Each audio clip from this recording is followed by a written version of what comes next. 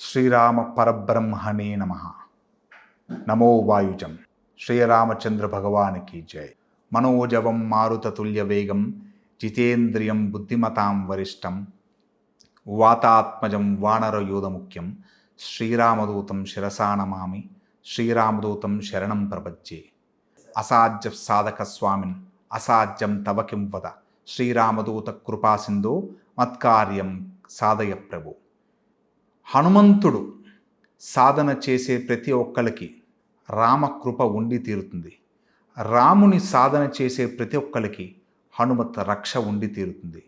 రామనామం ఎక్కడ ఉంటే హనుమాన్ అక్కడ తిష్ట వేసి కూర్చుంటాడు. మిమ్మల్ని దేదీప్యమానంగా కళ్ళు ఆర్పకుండా మిమ్మల్ని చూస్తుంటాడు. ఇది కలియుగం. కలియుగంలో సునాయాసంగా మనం భక్తి మార్గంలో వెళ్ళాలంటే నవవిధ భక్తి మార్గంలో శ్రేష్టమైన మార్గం ఇప్పుడు ప్రజెంట్ కలియుగంలో భజన, ధ్యానము, నామస్మరణ, ఈ మూడింటిని కలయికలో హనుమంతుడు చాలా విశిష్టంగా ఉన్నాడు. ఆయన నిరంతరం రామనామస్మరణ చేస్తూనే ఉంటారు. దీన్ని మెడిటేషన్ త్రూ వాకింగ్ అంటాం. వాకింగ్ లైఫ్లో అంటే సపరేట్గా ఒక మూలను కూర్చుని ముక్కు మూసుకుని కూర్చుని ఏదో పొద్దున లేచి చేయడం అదొక్కటే కాకుండా మీరు నిత్య జీవన శైలిలో మీరు రోజు వెళ్తున్నా, ఎక్కడెక్కడికి కదులుతున్నా, ఎక్కడ ప్రయాణం చేస్తున్నా, మీరు పడుకున్నా, లేచి ఉన్నా, మీరు బిజీ ఆఫీషియల్ లైఫ్లో ఉన్నా, పర్సనల్ లైఫ్లో ఉన్నా, ఈ నామస్మరణాన్ని మీరు చేస్తూ ఉంటే మహా అద్భుతాలు జరుగుతాయని చాలామంది మహానుభావులు చెప్తూ ఉంటారు. ఇది వినే ఉంటారు. అయితే హనుమాన్ని సులభంగా సాధన చేసుకుంటే, ఎందుకంటే అందరి ఫేవరెట్ గాడ్ హనుమాన్. ఆయన చిరంజీవి. ఒక సూపర్ మ్యాన్ ఎలా అంటామో అలా మన కల్చర్లో, మన సనాతన ధర్మంలో హనుమంతుడికి అంత విశిష్టత ఉంటుంది. ఎందుకు ఆయన్ని చూడగానే, తలవగానే ఎందుకంత ఒళ్ళు పలకరించేస్తుంది? ఇప్పుడు హనుమంతుని పేరు చెప్పగానే ఏకపాద రుద్రావతారాయ అని గుర్తొస్తుంది. ఆయన ఏకపాదుడు, సాక్షాత్ శివాంశ సంభూతుడు. ఆయన అతని బీజం. శ్రీరామచంద్ర భగవానుడు నిరంతరం ఎప్పుడు చూసినా లక్ష్మణంతుడి వాడిని ఒళ్ళు దగ్గర పెట్టుకుని, నోరు అదుపులో పెట్టుకుని హనుమంతుడితో మాట్లాడు అని రామాయణంలో చెప్పారు. ఎందుకు అలా చెప్పుంటాడు? హనుమంతుల వారు లక్ష్మణుడు కంటే ఎక్కువ, శ్రీరాముడు కంటే తక్కువ అలా కాదు. సాక్షాత్తు శివుని అంశ. అందుకే రాముడికి హనుమంతుడు అంత ప్రీతి. అతను రాముడంతటి వాడని అర్థం. అది ప్రతి ఒక్కళ్ళకి ఇప్పుడు ఈ పురాణాలు, ఈ ఇతిహాసాలు, ఈ దైవాన్ని రిలేట్ చేసేవన్నీ మాట్లాడుకునేటప్పుడు మనం మానవులుగా వాళ్ళ నుంచి ఏదో నేర్చుకోవాలి. అది ముఖ్యముగా మన హనుమాన్ నుంచి నేర్చుకోవాలి. చాలా నేర్చుకోవాలి. ఒకటి కాదు. ఆయనలో ఒక చిన్న డాట్ పర్సంటేజ్ మనలో వచ్చిందనుకోండి, మనం అమేయం, అసాధ్యం, అమేయం అనే పనులు చేస్తామంటే మీరు సాధించగలుగుతారా అనే వేరే వాళ్ళు క్వశ్చన్ వేసేదానికి ఆశ్చర్యం కలిగించే పనులు మనం చేయగలుగుతాం. అతను వాయుపుత్రుడు. వాయు వేగంలో పరిగెడుతూ ఉంటాడు. అంత ఫాస్ట్గా, మనసు కంటే వేగంగా వెళ్తారంట హనుమంతుడు. అయితే ఈ సాధనా మార్గంలో హనుమాన్ చాలీసా ఒక పద్ధతి. హనుమాన్ చాలీసా చాలామంది చేస్తున్నారు. చాలా ఉత్తమం, చాలా గ్రేట్.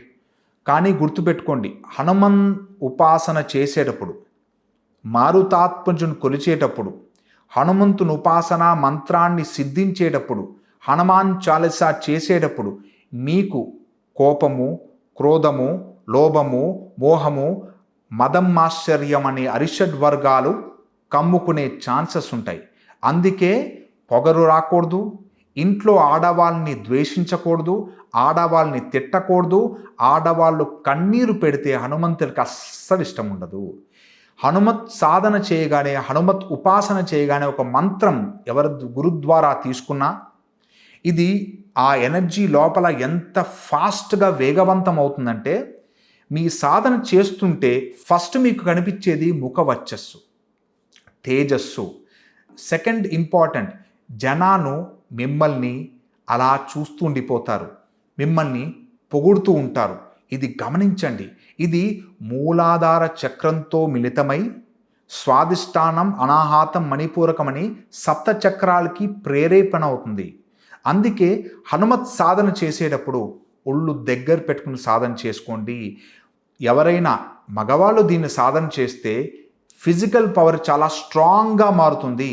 చాలా అమేయమయ పరాక్రమం చేయాలి, నేనేదో సాధించాలి, నా ఫిజికల్ పవర్ చాలా బాగుందని మీకు తెలుస్తూ ఉంటుంది.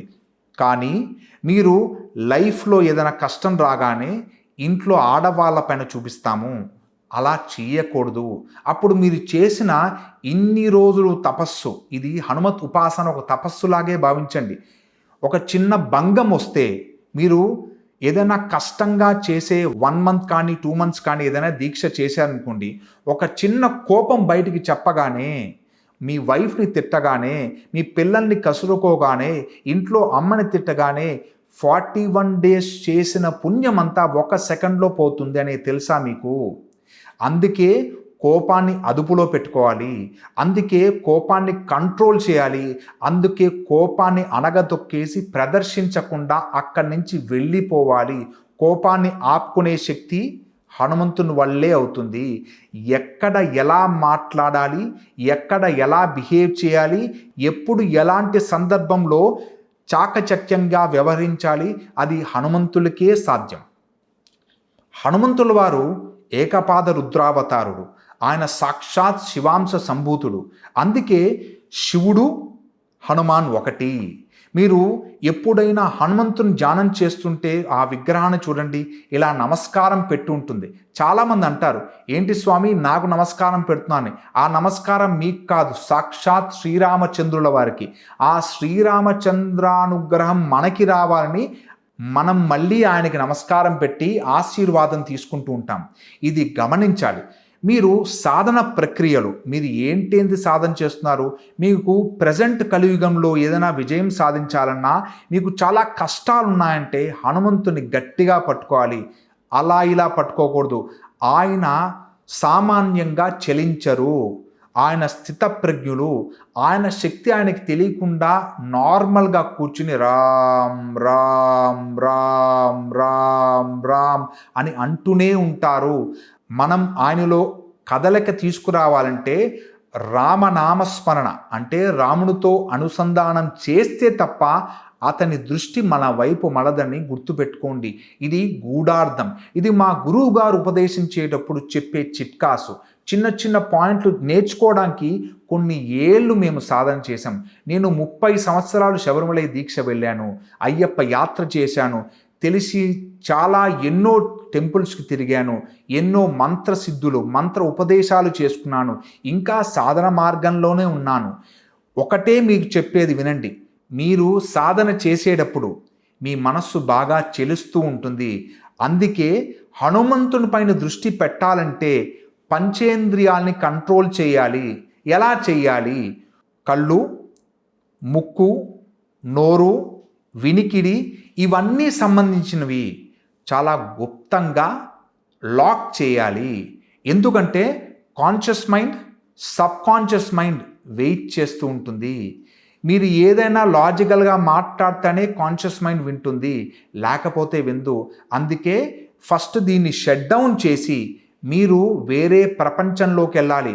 పంచభూతాత్మకమైన ఈ ప్రపంచంలో ఎప్పుడు ఈ మాయా ప్రపంచంలో మనం కొట్టి మిట్టాడుతుంటాం అని మీకు తెలిసే ఉంటుంది. ఇది లేయర్గా, అంటే ఈ మాయ ఎన్ని లేయర్గా ఉంటుందంటే దాన్ని ఛేదించడం అసాధ్యం. దీన్ని దాటి బయటికి వెళ్ళాలంటే మీరు ఈ పంచేంద్రియాన్ని లాక్ చేసి, అంటే కళ్ళు మూసుకోవడం, ఎక్కువ దృష్టి మళ్లించకుండా, వినికిడి మళ్లించకుండా లాక్ చేసుకోవడం, డోర్లు క్లోజ్ చేసుకోవడం, శబ్దం లేని టైంలో అంటే పొద్దున 3:30 నుంచి 4:30 లోపల ధ్యానం కానీ, పూజ కానీ, వ్రతం కానీ చేసుకోవడం, పరుష వాక్యాలు చెప్పకుండా ఉండడం, ఇవన్నీ చేసుకుంటూ సాధన చేస్తే చాలా అద్భుతాలు చూస్తారు. స్వస్తి.